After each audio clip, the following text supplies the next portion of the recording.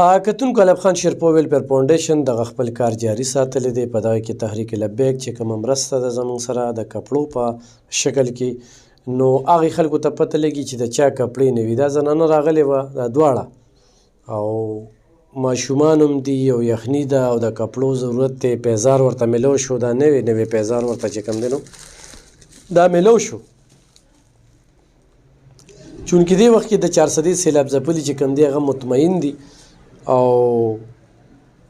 صوبایي حکومت یې مرستې شروع کړي دي. بسترې هر یو څیز چې کوم دی نو دا یې خلکو ته میلو شوي دي. نو دا هم ښه خبره ده، خوشحاله یو پرې، چونکې تحریک لبیک چې 400 کې څومره کار وکړو نو دا په ریکارډ باندې دی.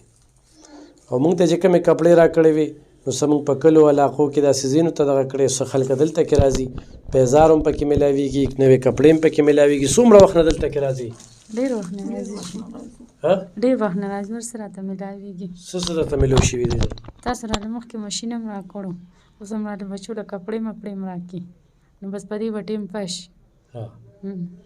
دا ډېر خلک موږ پېژنو نو، خو چې دلته کې راشي تا موږ ته سلایي ماشین راکړو. الحمدلله په زرګو زنانو ته چې کوم دی الف خان شیرپو ویلفیر فاونډیشن سلایي ماشینونه ورکړي دي. او نن هغه ماشین ستا څومره په کار راځي؟ یاره اوسه پورې چلومه، خپل بچي ساتم. دا څو کاله مخکې هم درکړو؟ یاره ډېر وخت شو، شپږ اووه کاله شو. ستا څو بچي دي؟ ما درې ماشوم. او خاوند دی؟ مړ دی. اوس مړ شوی؟ جی. ښه، مورې ته څه وایي؟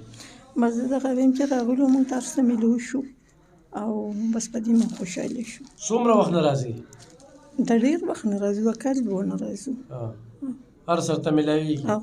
دوی له په روجو کې خوراکونه، بغیر روجو چې کوم دی نو دوی ته خوراکونه، کپړې، سلایي ماشینونه د الف خان شیرپو ویلفیر فاونډیشن چې کوم دی نو هغه ورکړي دي.